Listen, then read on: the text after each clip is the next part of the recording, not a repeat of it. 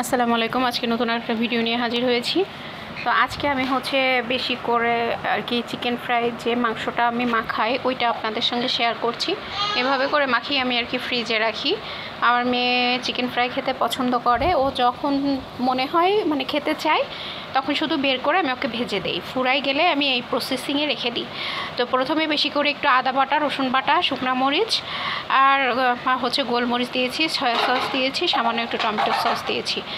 আর মরিচটা যে যেমন একটু ঝাল খেতে চান সে সেইভাবেই দিবেন।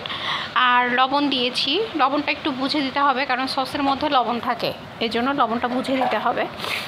তো তারপর এর মধ্যে একটু পাপরিকা পাউডার দিলে ভালো হয়, স্মোকে একটা ফ্লেভার আসে। যেহেতু আমার রেগুলার হয়ে যাবে যে খাওয়া হয়, মেয়ে প্রতিদিনই প্রায় খাওয়ানো, মেয়ে খেতে চায়, সেজন্য আর আমি পাপরিকা পাউডার ওটা নাই বলে দেয়নি, থাকলে আপনারা দিবেন।